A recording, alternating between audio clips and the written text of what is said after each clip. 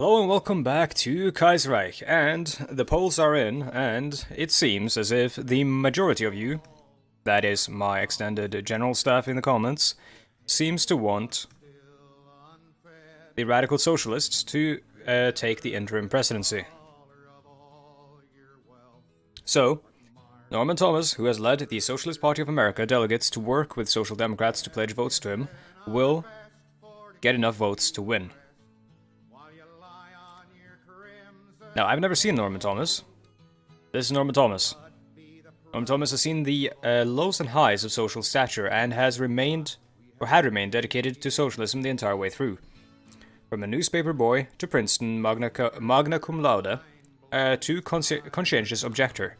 Prior to the Civil War, he had served as New York City's mayor and the vice presidential candidate of Jack Reed. Oh, okay, so he's the vice presidential candidate and also mayor of New York City, which is now the capital of our nation.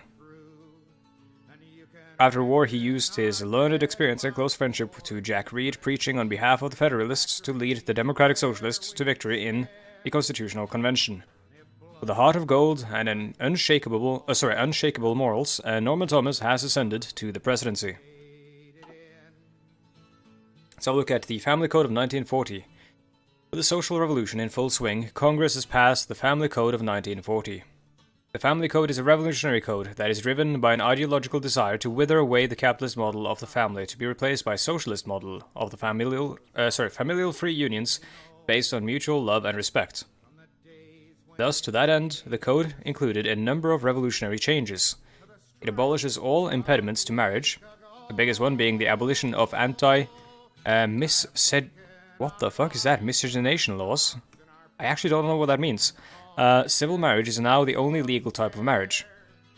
Code establishes no grounds divorce, so you don't actually need to, for example, prove that someone has been unfaithful in order to actually get a divorce, which at some point, at a point in history, that was a necessity in certain countries. Also with both spouses receiving equal division of the property at the time of divorce. Also abolished is the concept of illegitimacy, so bastard children, etc., essentially. Now all children are entitled to parental support and equal rights under the law. Furthermore, in accordance with the revolutionary laws regarding the family, adoption of children that were made homeless by the revolution is subsidized. That's good. The European concept of free love is still under consideration, as well as decriminalizing homosexual behavior. So that hasn't been decriminalized yet, which is, I mean, it's 1940. What can you expect? A committee of sexology. Okay then. Led by Magnus Hirschfeld and Wilhelm Reich. What a name. Harry Hay and Alain Leroy Locke are still locked in debate over how to approach this. So there is a committee of sexology, which consists of exclusively men. The world is changing. Let's see,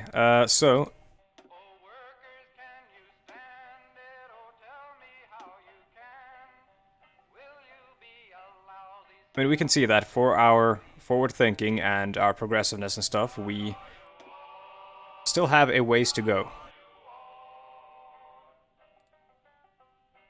I want to start to, forbid the term, but I want to start revolutionizing our Air Force here, because our Air Force at the moment is quite outdated. It's 1936 planes, P-36 Hawk. Not a Warhawk or a Kitty Hawk or anything like that. Oh, the carrier fighter doesn't even have a name. That's sad. That's very sad.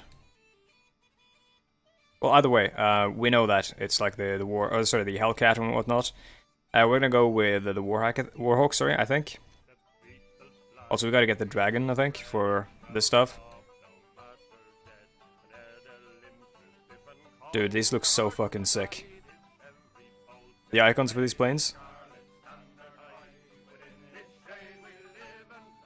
Do you think this is a single engine or like a single engine plane, or does it have like And surely it has to be a single engine plane.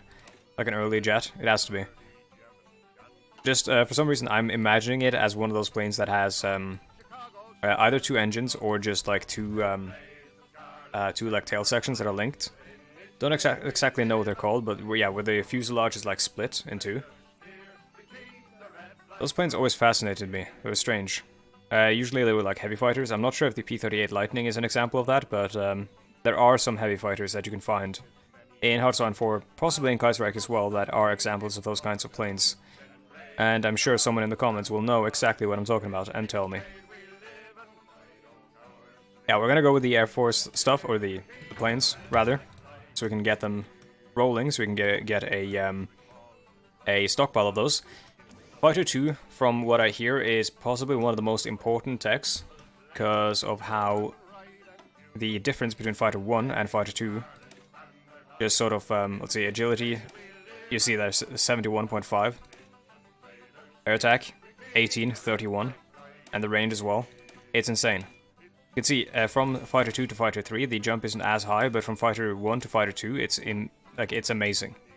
So you can win some air wars if you have the same, or if you have a roughly comparable industry by just rushing the aforementioned air technology, or sorry, the aforementioned fighter technology.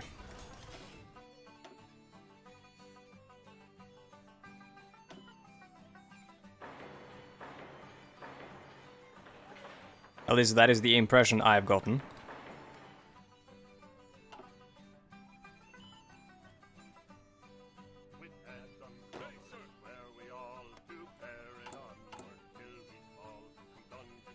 Do we have the capacity to...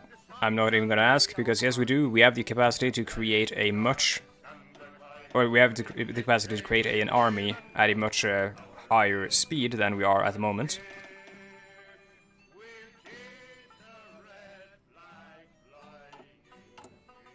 Because currently we are producing 207 infantry equipment per day. Right? That's not per week, yeah, that's per day. That's quite a lot.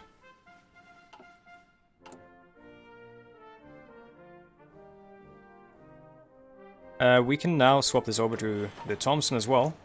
It's gonna slow down the production a bit because the efficiency has to build up again.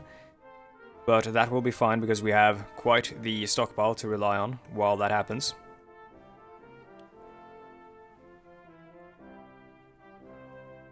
Someone did suggest or request that I look into the use of heavy or super heavy tanks. I'll actually try to do that because we are America, so our industry is going to be, you know, insane. So we can afford to do some, like, silly stuff like that. Let's see, so we had suggestions for ships for the CSA, which I have here, a text document on my desktop with different names.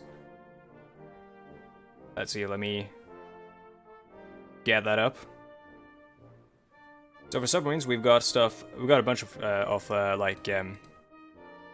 fishies. So we've got the Barracuda class. Not a bad name at all. Apologies, I do not remember the username of whoever submitted these. But if you are in the comments, if you're watching this, thank you. And please comment again, and I will try to acknowledge you properly by saying your name. Or shouting out your name. So we got the Barracuda class, standard submarine. We could probably actually retire these. And let us set up a cruiser submarine. And this will be the... Oh dude, this will be the Nautilus class. The Nautilus, of course, also the name of the ship, which, or the undersea ship in Jules Verne's stories, which went down in what's called, I believe, Moskenesstrømmen, over here, off the coast of Norway, very close to where I have grown up. Of course, he called it something absurd because I mean, he's not a native Norwegian speaker, so... Got the Barracuda, we got the Nautilus, which is the cruiser. Maybe I should call it a Nautilus cruiser. No, actually, it's going to be covered by this. Submarine cruiser, there we go. Oh, sorry, that's a coastal submarine. Huh. There's a cruiser, right? Yeah, there we go, cruiser submarine. And then let's make a quick...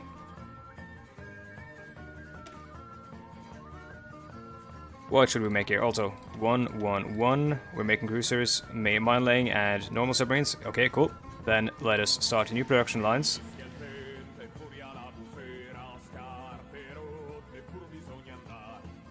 That's a cruiser. There's a normal, and let's make a mine laying submarine, and this will be the...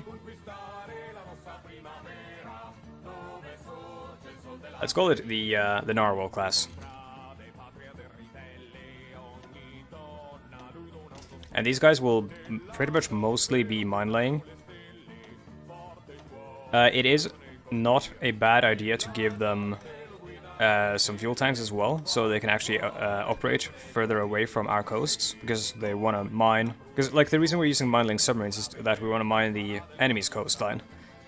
So, it might be an idea to actually put a... So what's the range right now? Yeah, it might actually be a good idea to put a fuel tank on them as well. They need to have the torpedo tube no matter what. Okay, there we go. Narwhal class. Oh shit, I'm an idiot. Wait, is the Nautilus still here?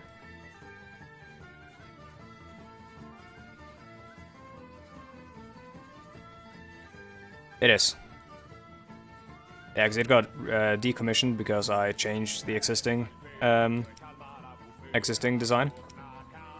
That's a good tip, by the way. If you accidentally change the existing design, the old design goes into the outdated equipment, you can find it again.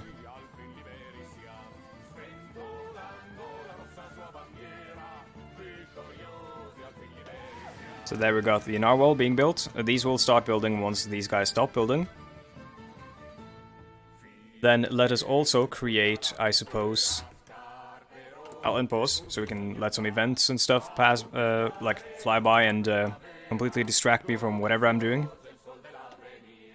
We're going to be creating new ships in general, across the board, so I want possibly to get a ship designer, cruiser manufacturer, or a small ship manufacturer. Well, we already got the submarine design, so let's go with a small ship manufacturer.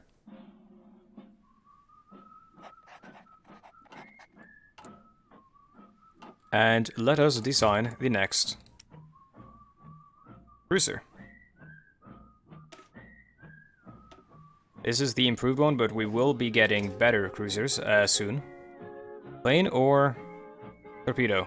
Or neither. Hold on, let's first improve what we have here, rapid fire guns.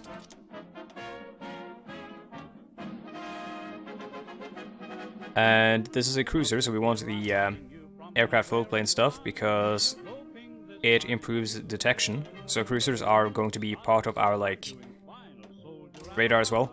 Part of what we use in order to get detection while patrolling. Because I like to use cruisers for patrolling because they have decent range, like an intermediary. They have decent range and not the highest fuel consumption. Not that that honestly is a problem if you're playing as the United States. Or rather, at this point, the Combined Syndicates of America. So, we've got a bunch of more ship names here, but a lot of them are names of... Oh god, this song goes way too hard. A lot of them are the names of like, very important people, so I want to give those names, or the class names, to, like, more, like, larger and more important ships. So I'm going to call this one the... let's call this one the Vampire class. Vampire, of course, also was a plane. Built by the British, I believe. A very early jet fighter. It was also the first jet fighter of the Norwegian Air Force, and I believe, if you check my Twitter, if you go far back enough, far back enough, that's some confusion between the wiring of my Norwegian and my English there. like which comes before the other. But yeah, so if you go far back enough on my Twitter timeline, you'll possibly find pictures of one of our oldest vampires in service in the Norwegian Air Force, or that was in service. That was displayed during an air show here. As well as a bunch of other planes from Germany, Sweden, France, and so on and so forth. I'm not going to do any of these, I think, because we're not even using torpedoes, and we're not going to necessarily need that many planes. We just want the spotting bonus from the float planes. There's going to be a light cruiser, I think. I sink. Please don't. Please don't sink. Light cruiser, there we go. Oh shit, design is too expensive. Fuck. I keep doing this every time. Oh, I wish I could save it and just not actually, like, be able to use it until later on. Well, guess we'll wait for a while then. Can we activate some stuff? Yes, we can.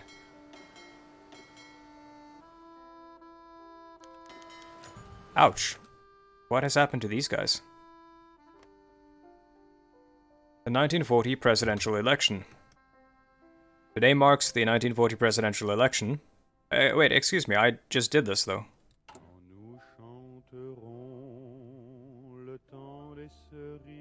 What?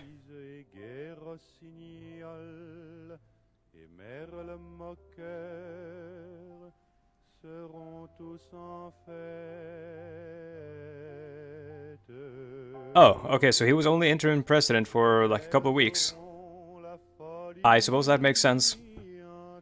And I mean, Socialist Party of America is going to win. Because you guys said rad socialist. Radical socialism. So we're gonna go down the Commonwealth of America path. So now we have Mayor London. Born in Tsarist Lithuania under the grip of the Russian influence, Mayor's first ambition was to become a Talmudic scholar like his father. The adverse conditions of Russia forced Mayor's family to relocate to New York City. A lot of New Yorkish people. He started printing for Yiddish publications. Mayor had fallen into one such group of radical intellectuals that encouraged him to become a lawyer. So this is a... it's a Jewish lawyer who is now president. Cool. General Secretary election. With the presidential election now complete, it is time for a separate election for the General Secretary of the National Council of the People's Deputies, who shall become the General Secretary. So we can make it Mayor London, or Daniel Hone. Daniel Hone gives us daily political power gain, and Mayor London gives us daily political power gain. So, I suppose Daniel Hone will be General Secretary, because I'd rather not centralize those two roles under one man. That seems like a bad idea. Yeah, so let's try to get some of these dockyards actually working on stuff again.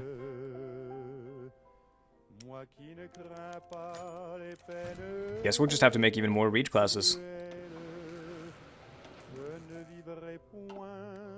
Paul Robeson takes a world tour. The hiatus Paul Robeson took from acting to pursue social causes in the past year and has greatly expanded his popularity. With a powerful voice and a strong support for international syndicalism, Robeson has become the Marian Anderson of socialists in America. Don't even know who Marian Anderson is. Just like Anderson before him, he has chosen to embark on a world tour to spread his music and support for African American rights to Europe. His stops include the Union of Britain, Commune of France, and the SRI, Socialist Republic of Italy. Well, maybe not this year. Maybe you can skip them for this year. These European audiences, while in contact with the wider world, still find the attraction of black singers to be exotic. Alright then.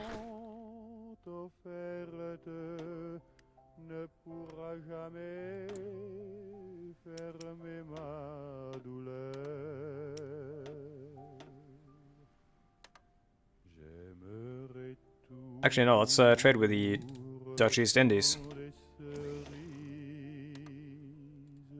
Right, they're not part of, no, they're not part of the Entente. Muscat has joined the Entente. Okay.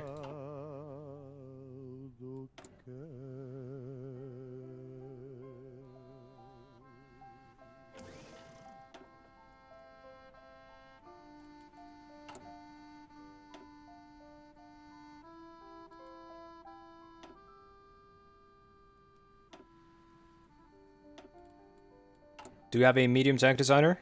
I don't think we do. No, we do not. We should probably get one. Because we're, you know, making medium tanks soon. The production cost is really, really good, which means we can create a whole fleet of medium tanks, or we can make more, well, stronger, more durable medium tanks. Soft attack, hard attack, breakthrough, or defense hardness and reliability. Well, I'm gonna go with soft attack, hard attack, and breakthrough. We can compensate for the reliability using maintenance companies, and we can, like the hardness, they're already pretty hard and whatnot. We can probably update them using the thing where you use experience to upgrade a design. Which I often don't do these days, because you can use the experience for your doctrine research, which I find to be a little bit more important, at least in the long term.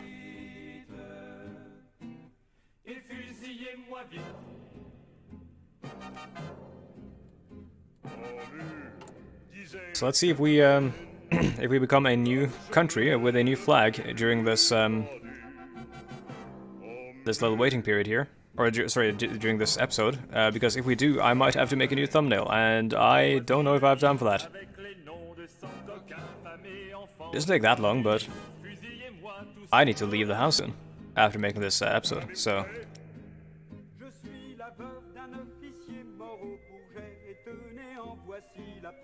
Alright, let's see if we can get anything else out on the seas in order to train. Come on, we surely have a lot more than this. Oh yes, we do, 186, holy shit. Okay. Yes, let's see, let's make a standard submarine squadron, and in fact, how about we make many?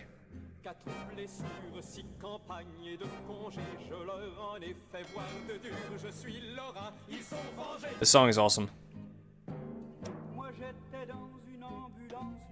In fact, actually, since we have so many submarines, I think we should update this design to be 20 instead. Save that. Oh shit, we cannot. Oops. Hold on. Submarine Squadron. Not gonna work. There we go. Save. Done.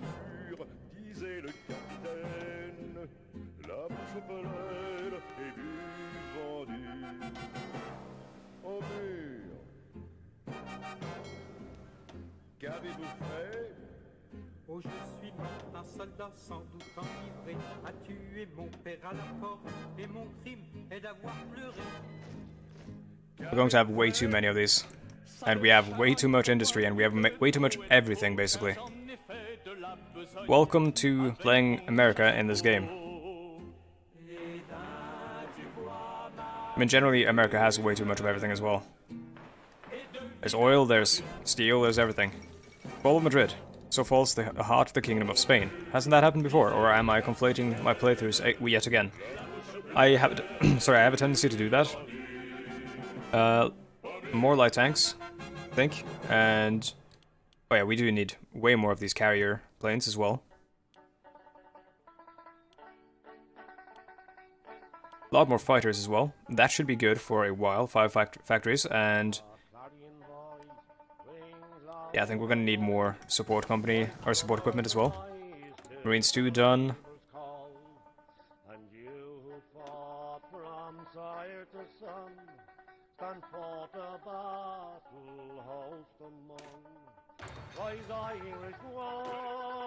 Alright, so there we go.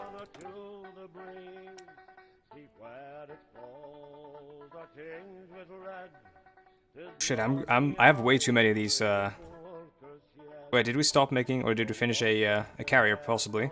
Because I have way too many of the or like way too many naval dockyards. I need more designs. Hit K, hit K. Get everyone to exercise. Oh, they're repairing, so they can't exercise right now. These guys aren't restocking because I'm not creating new... Or I am creating new destroyers, but not fast enough, I suppose. How come Oh, they're, oh, of course, they're the wrong type. So, the ones I'm creating right now are DDs, and these guys aren't restocking, which means that, or reinforcing, which means that I need to change this to be that. Hydra Squadron, save. Whoops. Did that not work? There we go. Save. Okay. And now, yes, they are now restocking. Or, sorry, reinforcing. I keep saying restocking for some reason. Like, it's a storeroom. Can you copy this and just create a new one? I don't think you can. I think you need to, like, manually create a new fleet with the ships from your reserves, which is a little bit cumbersome, in my opinion. Premiere of God, Save King Billy. Today, Charlie Chaplin has premiered another movie, titled God Save the Kaiser, which has quickly received glowing reviews within the press. God Save the Kaiser is a political satirical comedy drama and Chaplin's first true sound film.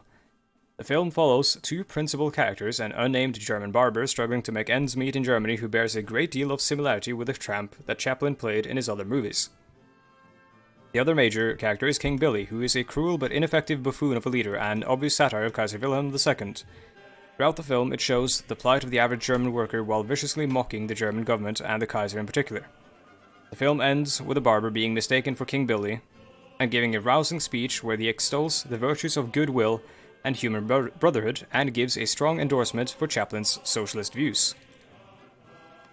Very cool.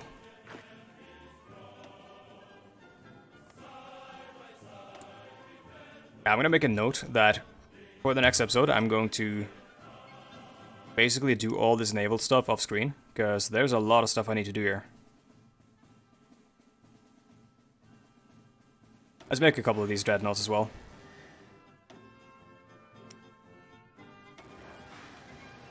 Because for the most part, they're going to be in reserves until, necessarily needed, which shouldn't really, we shouldn't really need them at all. Maybe once we start fully engaging enemy fleets, but for the most part, we're going to slowly be mining up stuff, getting ready for to actually fight them, and we're going to let them fight each other, and stuff like that. And we're going to be raiding them, of course, for the most part. We won't need the destroyers and stuff until we actually begin the naval invasions of Britain and whatnot, which I'm guessing will not happen until I'm thinking 1943, maybe even later. It depends on the circumstances in the world. Also, we have a new flag. And it's honestly not that bad. I was dreading the flag that we were gonna get. I thought we were going to get a much worse one, but I kind of like it. And we talked about going down the business unionism path, the radical socialist path. It is the only one that is open to us right now, so let us go down that path. Actually, hold on. Let's see. Should we get more party popularity? Oh, this stuff is really good. The encryption and stuff. I'm gonna go with business unionism first because it gives us a bunch of construction stuff, which we don't need at all, but it's good to have. If we're, min-maxing, that's the stuff to go for first, in my opinion. Okay, Jesus Christ, I gotta get this stuff under control here. Can't even see the type of submarine here, but we can see it over here. Let's create a couple of cruiser squadrons as well. And mine-laying squadrons.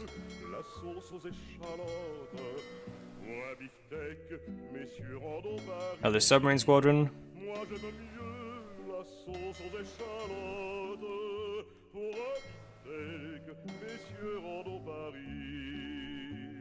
So this is a cruiser squadron. We'll put them in the Pacific as well, because, we'll put them in the Pacific because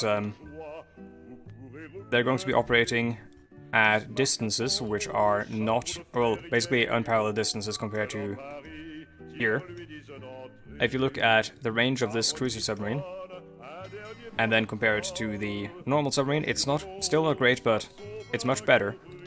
You might even have to add a second fuel tank just to give them the range to actually attack stuff like Micronesia and stuff like that, and to give them the range to attack the Union of Britain. But we're gonna take Bermuda and Newfoundland. Hopefully that's gonna be the stepping stone we need.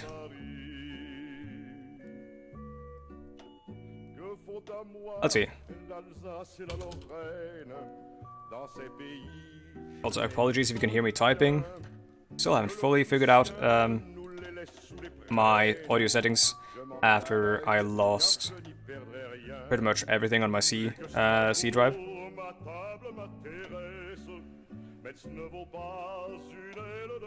There we go.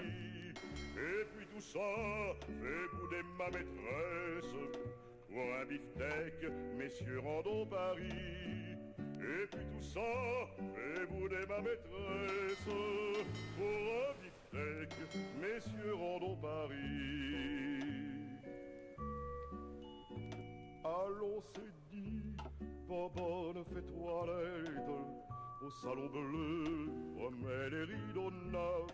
I'm extremely happy that this feature exists. It would be such a headache to do literally all this manually. And I would probably be extremely grumpy in my episodes if I had to. Let's create another submarine squadron. This one is exclusively for mine-laying operations.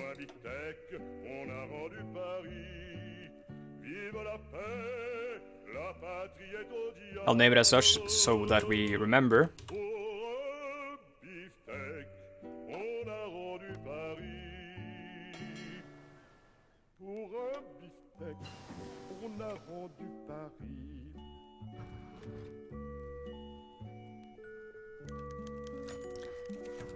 Well, I'm going to read the Catholic Workers' Movement text and stuff later on in the next episode, because we are past the 30-minute mark. So, I want to first thank you all for watching my episode, and also, or watching this episode, and also, I want to encourage you to check the stuff in the description, the mod list, the link to our Discord, community Discord, full of very nice people, and my twitch.tv, where I recently got affiliate, which basically means that I get emotes and people can subscribe to me using Twitch Prime for free if you already have Amazon Prime, or with money, or you can cheer to support me on Twitch. Gives me money, some sort of income, which will supplement my student grants / loans when I'm studying for my master's, which would be very much appreciated. If you also would like to support me in other ways, you can also do so on Patreon, where there is a, single tier, $1 and above. And if you have suggestions for how I can improve my Patreon, please don't hesitate to send me an email, because I'm always willing to listen. I literally have no clue how to do any of that stuff. I've just made one because I was told I should. So, again, thank you so much for watching. I'll see you next time. Goodbye.